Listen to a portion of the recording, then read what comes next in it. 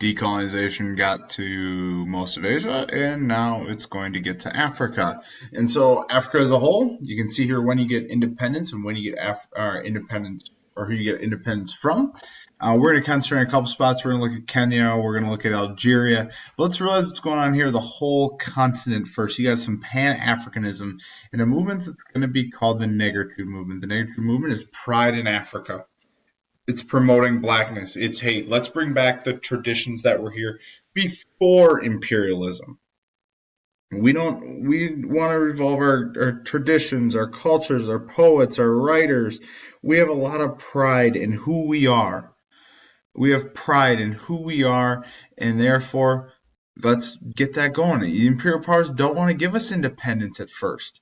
They don't want to give them independence. And the Europeans thought the Africans couldn't self-govern, and the white settlers are against it. They thought that it would bring economic and political instability, and then there's fear of communism as a whole. You see down here on the bottom, this is kind of symbolizing, and this guy here is Kwame Nkrumah. Kwame Nkrumah, sorry, Kwame Nkrumah. He is one of your leaders in this, and he is going to lead Ghana basically to independence. And we'll talk about that a little bit later, but Ghana is going to be one of your first countries to get independent. Note that a lot of places become independent in 1960. Why 1960? This is the year that France backs out. And when France backs out, here you go. France basically gave independence to all of their colonies in in Africa, with the exception of Algeria. And let's realize first, Algeria is a massive place with a lot of diversity, much less like other places in the continent. And Algeria as a whole wasn't completely unified either. They had been fighting the French since 1954. And the French are going to fight an incredibly bloody war. It wants to keep Algeria at all costs, mainly due to the fact that a ton of French citizens had moved there. It was about 2 million French citizens were there, and they wanted to protect their economic interests and their citizens that were living there.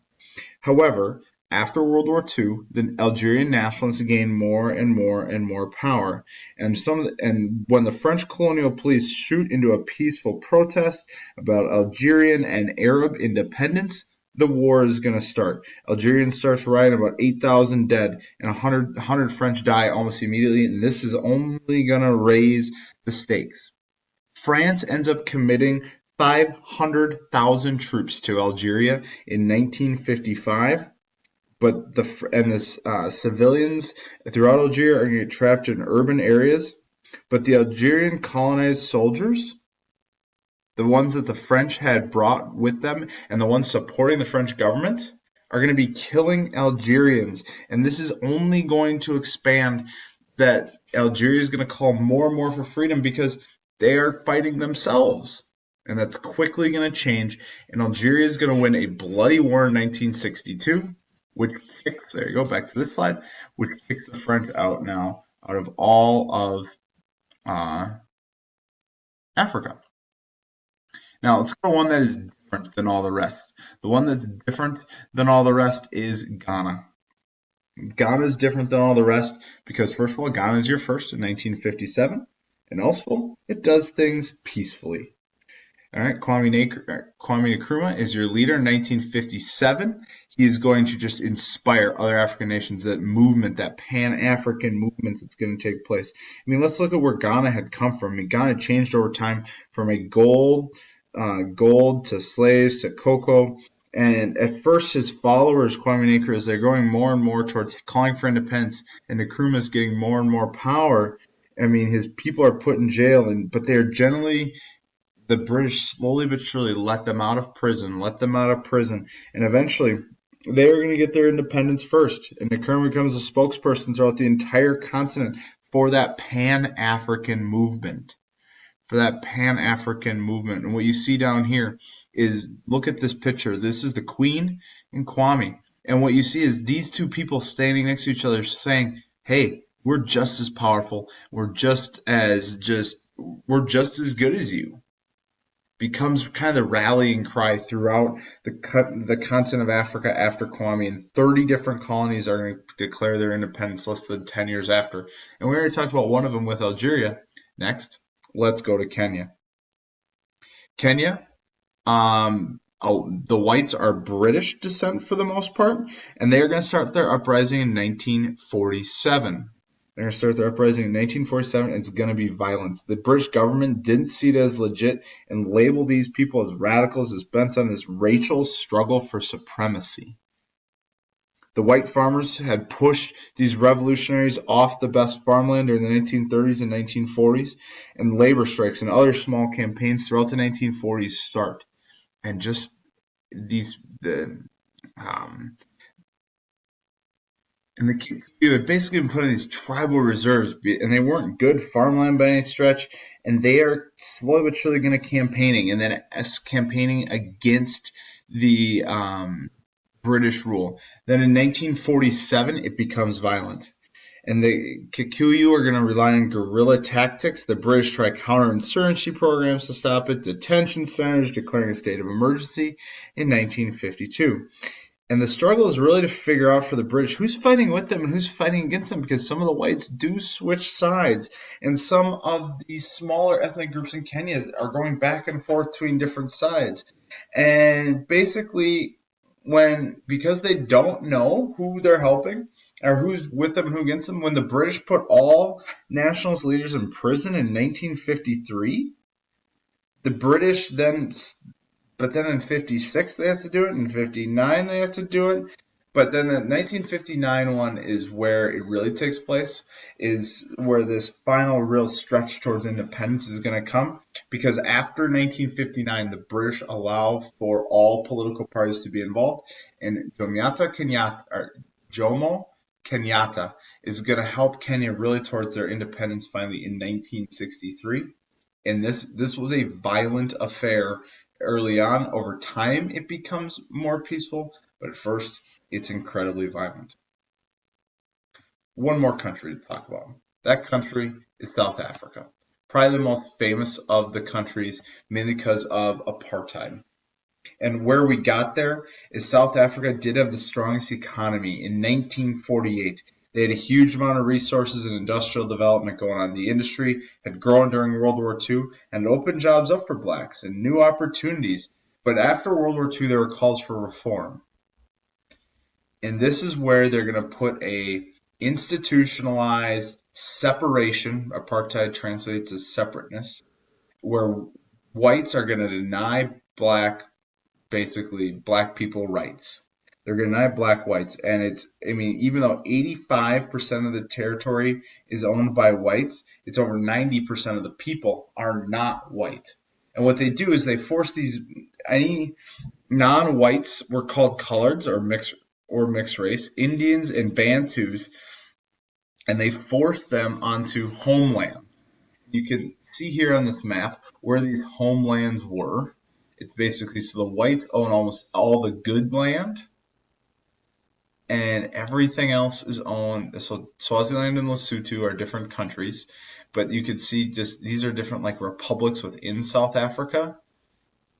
Literally it's pushing 90% of the population is living on these homelands. They couldn't leave the homeland. They're just brutal in terms of just you have to work there. They aren't the best lands by any stretch of the imagination. Basically, the majority is completely kept down.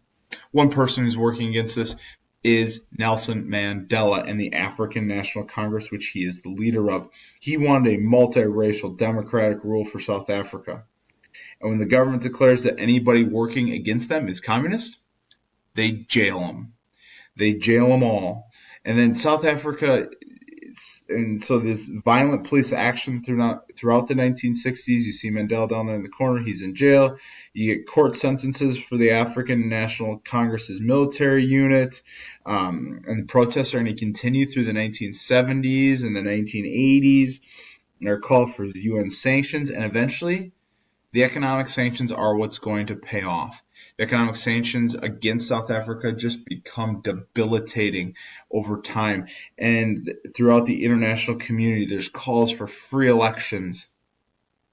And then when F.W. de Klerk becomes president in 1989, he releases Mandela from prison in 1990, and they start to work on a new constitution that is going to end apartheid, and they sign one in 1994. De Klerk wins a Nobel Peace Prize for this and for coming together, and he will lose the presidential election in 1994 to Mandela. And all parties are, I mean, this was not easy. There is still a huge white black divide and a racial divide in South Africa. And it's not good really it's not perfect by any stretch. There's still huge land ownership issues in South Africa, and there's still significant problems that really have to go back to legacies of colonialism. The borders didn't make sense. Ethnicities that are split or combined is quickly going to fall into civil war. African unity essentially fails. There's a group called the African Union that is working today to try to become more unified as a whole, and the whole continent is trying to solve problems, but it isn't perfect by any stretch, partly due to the fact corruption is high. The number of military dictatorships is high. The wealth gap is there. The optimism on the continent is high right now because you do have some growth, but right after, as you're decolonizing Africa, it's not good. Infrastructure needs work. The roads are not good. The cell phones have helped because cell phone infrastructure is easier than roads. But if you could somehow integrate the export-based economy that the Europeans had developed during imperialism, then you got a good shot to keep growing economies. Nigeria is the largest economy currently in sub-Saharan Africa. What's their number one thing? Oil. One thing sub-Saharan Africa is going to have to deal with in the coming centuries, or in the rest of the 21st century, is their population growth. Population growth in some countries will more than double by 2100.